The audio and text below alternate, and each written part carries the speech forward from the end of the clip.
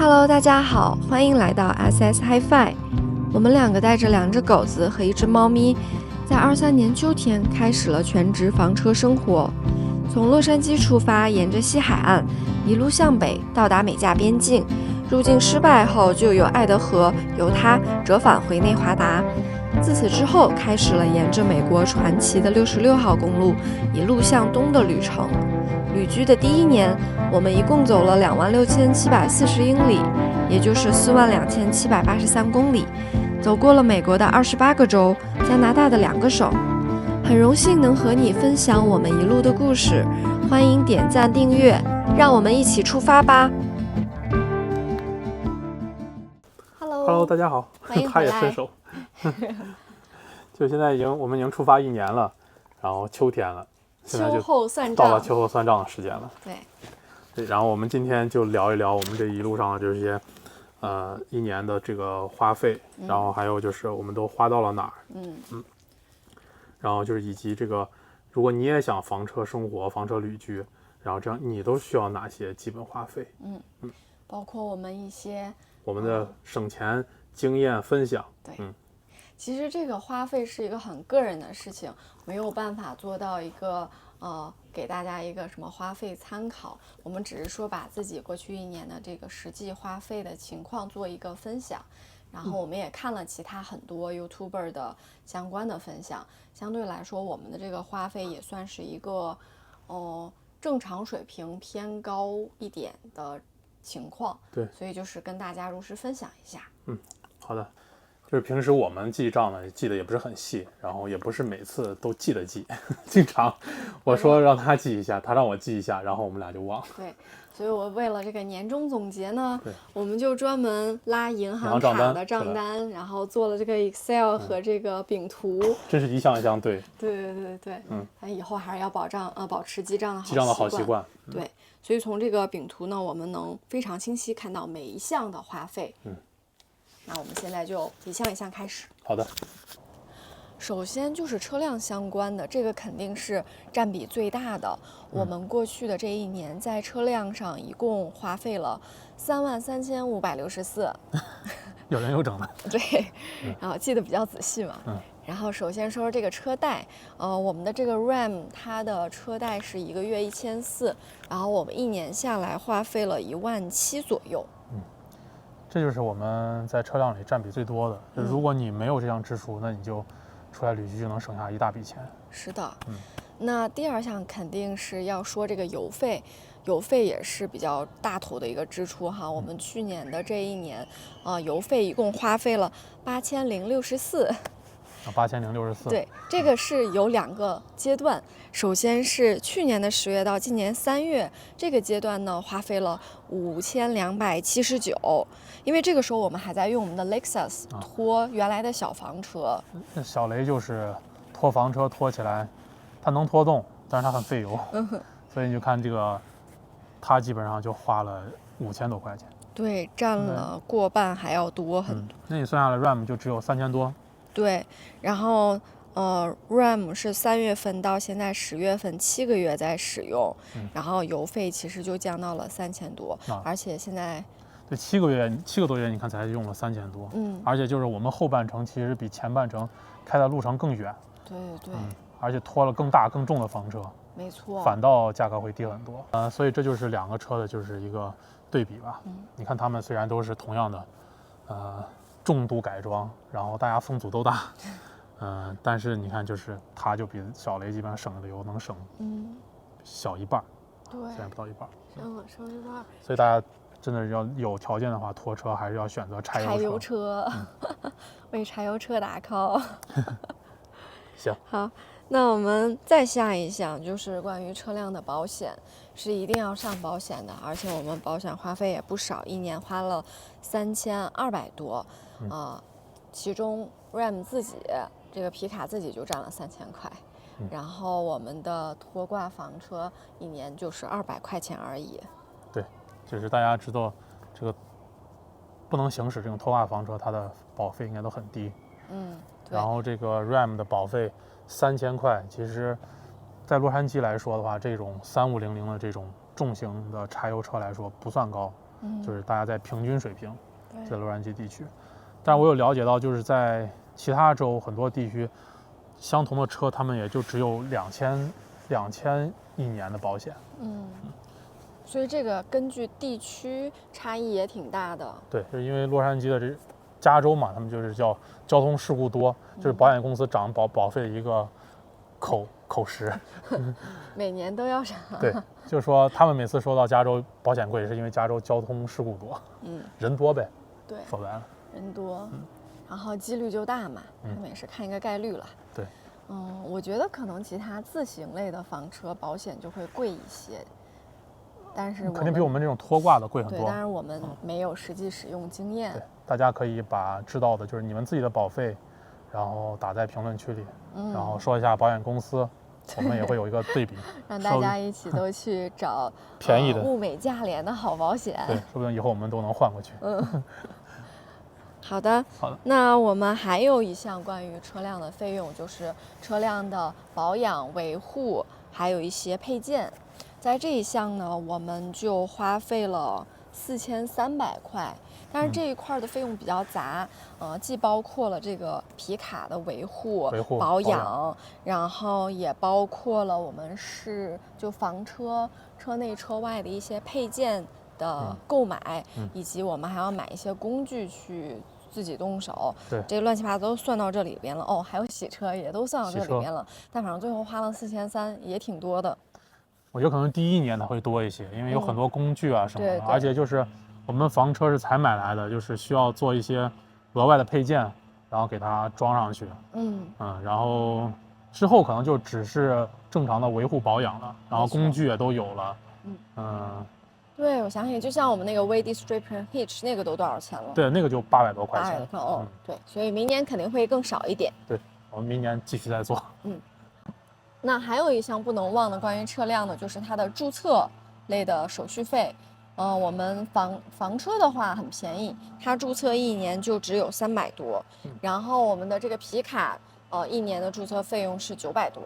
对，大家要注意这个房车的注册，因为我们的房车是在蒙大拿，它牌照是蒙大拿的。对，蒙大拿的房车注册相当之便宜。对，因为我们之前同样的 Winnebago 在加州注册。那个更小，那个注册费都要600多，但是这个更大，但是就只有300多块钱。对，所以可以想办法弄个蒙大拿牌照。对，然后刚才说到那个皮卡的注册费多少？900多，那也就是正常水平了。还可以。对。好了，这就是关于车辆相关的这一块的费用。好，那接下来就说一说这个另外一个大头花费，住宿，就是营地费用。我们在过去的这1年里边，1天酒店都没有住过。对，我们一直在住房车。对，然后我们总花费是17733。17000。平均到每个月基本上就是1500左右。平均下来的好受好多，感觉。怎么17000这个数字你很意外吗？还行吧。行吧，然后就感觉可能跟一个住一个就是 apartment studio 什么的差不太多，可能跟在洛杉矶很一般的地区租个 studio 的价钱差不多。对，我觉得1500左右。是的。就是因为我们这个周中要稳定工作，然后所以就必须在就是有水有电 full service 这种地方停下来，要连续的。对，所以就是一般我们就选择都是选择定营地。这样营地就可以提供一个稳定的住宿环境嘛。对，让我们可以周中工作，周末玩。对，就我们过去的1年住了很多不同地方的营地，也稍微做了一些总结和计算。就是像我们住在普通地区吧，普通地区1周的那个营地都花费在300左右，就是每天有时候有些地方就是30、40、50就这样。对，基本上30到50一天比较常见，而且都不会超过就是50。就这样，就普通的地区。对，因为它这样1天，不对，它1周会给你一个折扣啊，怎么样？对，如果你订满1周的话，一般都是会给你1天的 free，免费1天。所以，然后1个月下来按月订的话，1个月就是1200块钱左右吧，或者更低。便宜的地区他们还包电，就很多地方，有些地方按月订营地它是不包电的。对，那就说说非常贵的地区，热门景点的附近。对，然后我们之前在纪念碑谷那儿住的时候，就在纪念碑谷边边上，它1个月，它1周要650，对，它1周650。对，但是它还是 full service 的，挺好。就离景点很近嘛，那你10分钟就到，还能看着就不错。然后我们在 DC 住了一个那种不是 full service 的，就没有下水的，它就挺离谱的，一个月就要一周就要620。同样没有下水的这种营地，我们在 Oklahoma 住的时候，它其实就只要一周就只要140那个样子，20万一天。对，所以你们能看到这个地区差异性是特别大的。对，所以就是，你住宿花的钱取决于你在哪儿。对，然后这个差异性的话，还有一个数据要分享，就是我们在7月到10月，就最近的这4个月，因为我们一直在东部。波士顿啊、纽约啊这附近在转悠，我们已经花了8713，然后这个价钱其实基本上跟我们前8个月总共在中部和西部住宿的这个和要差不多持平了。所以东部的这个真是贵呀，太贵了，而且又贵又远，然后营地还少，还不好找，基本没有什么选择。对啊，就是每个你想去的景点附近就那么1到2个你可以选的。它甚至不在景点附近，基本上东部这些1个小时我们到景点到城市都要在1个小时左右，但真的没有什么选择。是，你还主要一般打电话，他们都是没营地，没有位置。对，选择很少，离得远，还很贵，然后你要提前很久就去找，要不然就很难找到。东部很多营地我都提前2个月订。你就是比如说你提前1、2周，如果你想像我们这样长期的。有个狗。对，像我们这样长期的住，想订1周或者1个月连续的订，你不提前2个月，你是根本都订不到。是的。好了，那关于住宿就先聊到这儿吧。好的。好了，那住和行已经说过了，下面又是一个大项的支出。吃。你知道我们吃了多少吗？多少？我们在过去的1年去餐厅吃饭，就吃了14000多。你吃这么多吗？对，真的。平均下来每个月吃多少？平均下来每个月就要有1100、1200那个样子。但是呢，我们出去吃的多，并不意味着我们在家吃的少。我们去超市啊买吃的东西，对，去超市食物这一块支出也有1万出头，700多，对，1万出头。所以花了一半。就是还是去餐厅更多一点，就总共去年1年吃了2万，将近2万5吧。对，可见我们是多么能吃。所以就是我觉得就是咱俩会不会就是单纯爱吃，吃得好，吃得多。我觉得是因为有些人出去吃得多，他在家就不做了，就吃得少，对啊。但我们在家也挺多的。吃完玩香。你看我们基本上周1到周5工作，我们是不出去吃。除非我们就在大城市边上，很方便，很近，对，我们才会周中的晚上出去吃。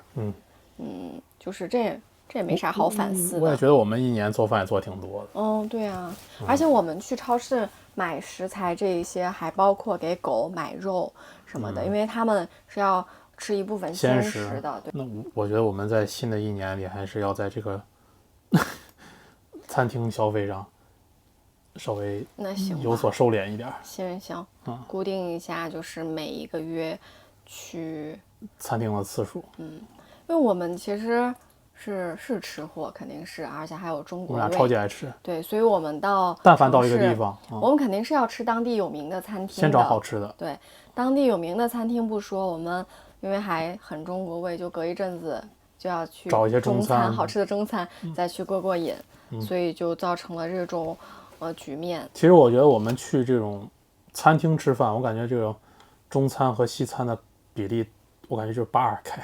我们大部分去的餐厅还都是中餐厅，然后去西餐的并不多，就是我统计下来，我可以看我那个账单上一眼上看过去都是什么四川呐、什么，就这种全是这种名字的。对，所以我们就是那种当地非常有名的西餐厅，我们才去吃，或者是特别有代表性的，我们才去吃代表性的食物。但说实话，美国能有什么代表性的，然后很美国的传统食物呢？也没有什么呀，真的是。确实。他表示赞同。所以就接下来新的一年，我们减少一下去餐厅吃饭的数量。然后我们明年在统计的时候，我们看看我们餐厅的这个花销，然后会不会下降？然后如果下降的同时，看看我们这个在家这个购买食材的价格会不会上升？对，好的，好的。吃好喝好。那出来旅居其实还有很重要的一项就是娱乐支出，因为我们毕竟是第一年出来嘛，对，重要就是去体验不同的地方，然后去参观、游览和玩儿，所以你也能看到我们每到一个地方，哎，贼不走空，没有空手离开过。然后各种纪念品，冰箱贴，再加上各种演出的门票，然后博物馆啊、艺术馆的门票，就乱七八糟加起来花了有6000多块钱。还看球赛还有对，就球赛呀、演出啊，就没少看。就每个地方的活动，我们能赶上的，基本上都会参加一下。对，反正就6000多的话，占我们一年总花费的将近7%几，就是一个不小的支出吧。但是我觉得这一项也不能省，因为第一年出来，第一年出来很多地方没看过啊什么的，必须要去的。在这个体验类的投入，真的是忽然意识到这个国家公园太省钱了，就80块钱，年票80。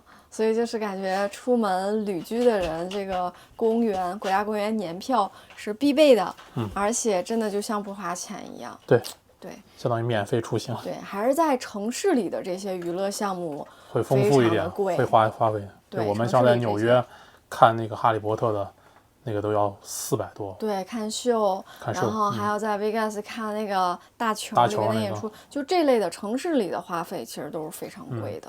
自然风光基本不要钱，基本都是不要钱。好嘞，我们现在说一下就是我们的宠物开销。我们是一家5口，他们3个虽然花的钱相比我俩少很多，但是也是有一个比例的。就先说一下他们3个的保险，他们1个月是114到120之间，一年他们的保险是在1500左右。他们3个1500。对，然后他俩贵一点，帕克便宜。对，小猫便宜。摸你，然后他们的狗粮、猫粮，然后平时吃的零食，然后玩具，然后还有一些他们的用品，乱七八糟加起来，过去的一年花了2000多。所以宠物过去一年总共花了3600左右。那因为我们每次去 Costco， 一花都花200-300，其中有100多都是给狗买东西。对，有很多给他们买的，其实。treat， 对，就是刚才说的那些。肉啊，然后狗粮啊，零食啊，然后各种用具，他们玩具也挺多，玩具、衣服之类的，反正就是真的是在当孩子养的。不过比孩子还花少很多。对，这倒是。好了，这就是我们路上养孩子的花费。好了，那我们最后来总结一下这个房车旅居中什么都是必须要花的钱和如何省钱。首先呢，我们就先说一下行这一方面吧，就是车辆和出行，这个肯定是要花的钱嘛。对，首先就是这个，我们花一大头就是贷款，就是所以这个有很大的差异。就如果你没有贷款，这些你就能首先省下一笔钱。然后就是呢，下来就是这个行里面这个油费，就是油费你走得越快，然后当然你花费就越多，你走得越慢花也就越少。而且跟你这个车型的差异有很大差异，就像柴油车，像我们的柴油，皮卡就会比我们的汽油 SUV 省大概30%左右的钱。还有一些加油的软件是平时可以用，也可以省钱的，比如说，经常用 GasBuddy，然后 Upside 这一类的软件。然后还有这个车辆出行中就有一个叫车辆的保养，车辆保养花费，给车多做保养，然后定期检查车辆的状况，然后还有你后面的房车像轮胎啊什么这些常规的，平常都检查到位，这样也可以减少一些你就这个路上出现意外情况，导致你这个车有损坏然后需要额外花钱去维修。对，每一次行车之前一定要绕车1周，尽量去检查一下再出发。最后还有车辆的保险。就如果你已经就是决定就长期在路上了，你可以尝试把这个车的保险看能不能注册在一些比较便宜的这些州，这样会节省很大一部分的这个保险费用。就像我们刚才对比过，我们的房车在洛杉矶3000，在外州可能就2000，那省下一笔费用。然后这个出行说完了，那就是下一大项就是住宿方面怎么省钱。像我们在一个地方如果住得越久，然后就会越便宜，就可以参考我们上面就是按月付费和这个按周付费的这个差异。是的，但是如果你可以合理规划自己的路线，然后在有水电可用的情况下，可以找一些不要钱或者花费更少的非常规营地。对，这样能省下一大笔钱。就比如说在西部，我们就有很多 BLM land 这种地方过夜是不要钱的。对，你只要符合它的规定，就是不超过14天就可以。然后如果你在城市的话，城市周边你可以找一些沃尔玛啊，然后 Cracker Barrel， 还有这种城市的这些 shopping mall， 还有 visitor center， 然后他们还有这些 city park、country park， 还有 fairground， 还有卡车休息站。对，这些都可以让你就是不要钱，或者就是花费特别低，很少的花费。对，当地了解好当地的具体的情况，你不能说是我在上一个城市的 city visitor center 我可以，或者那个 shopping mall 可以，那我在这儿就可以，那是不确定的，一定要了解好具体的地方。你这些就要提前查好，像我们就一般查询这些，不管找营地，然后还是去找这些免费的停车的地方，我都用这种叫 Camping。我们平时其实基本上就是用的 Camping。如果大家有用其他比较好的查询房车营地以及相关资讯的软件，请一定要在评论区告诉我们。然后还有一个省钱的办法，就是用一些会员制的这种房车住宿，就比如说像这种我们在用这个 Harvest Host，就它一年是150块钱，但是它可以让你在这种他们合作这些酒庄、农场、高尔夫球场，然后还有一些甚至一些会员的他们的这种家的院子里。对，它院很大，它也可以提供这些免费的住宿让你住。对，这基本上你住个3-5次的，马上就回本了。就回本了。对。然后那住宿方面省钱就是这样了。然后我们再说下一项。对，这一项是我们刚才没有提到，但其实我们是有在支出的，就是存储的花费。因为我们开始决定房车旅行之后，我们从原来房子搬出来，然后找了一个 storage 放我们所有的用品，还有家具啊，还有之前的摩托车啊之类的东西，包括雷克萨斯那辆车也是单独找了一个仓库去存，所以我们仓储这一块一年要花费就是5000块，5000左右。对，所以如果你要决定长期的在路上旅居的话，你可以把自己就这些东西该处理都处理，然后看能不能什么东西都不留在路上，你这样就能省下一年，就像我们就能省下5000块。对，如果处理掉的话，但我们现在还没处理，就没办法节约这项花费了。以后可能会有这方面的考虑。对，那下面这一项就是食物。这个就很因人而异了，根据大家的生活和饮食习惯。对，那就没啥经验了，这就是你在家吃饭，自己做饭越多。但是美国整体的情况就是你在外边餐厅吃是比较贵的，所以你在家做的越多，肯定越省钱。那还有一项就是玩这项也是游玩这个方面，就在美国来说已经我觉得算很便宜的。像我们在西部众多的就整个美国吧，就众多的这些国家公园，你办了年卡基本上就跟不要钱似的。对，所以自然景观去的越多越省钱。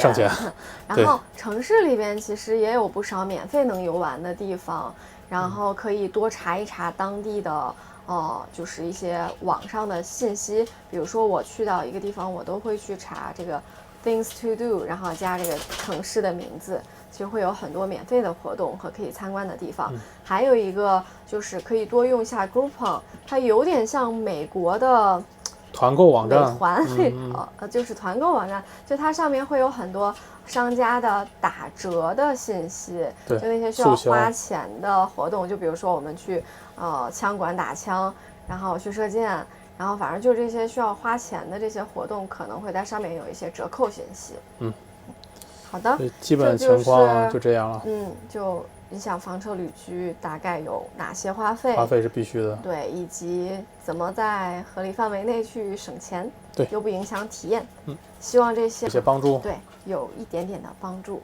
然后也希望大家继续关注我们。对，可能我们明年的同一时间还会再发一个第2年的这个消费和经验总结，看看我们能不能省点钱。对。然后如果大家有什么经验也可以分享给我们，留在评论区里。对，因为我们才第1年，其实也就是新手。对，所以希望更有经验的朋友，多来给我们指导一下。大家一起讨论。好的，那就这样吧，拜拜。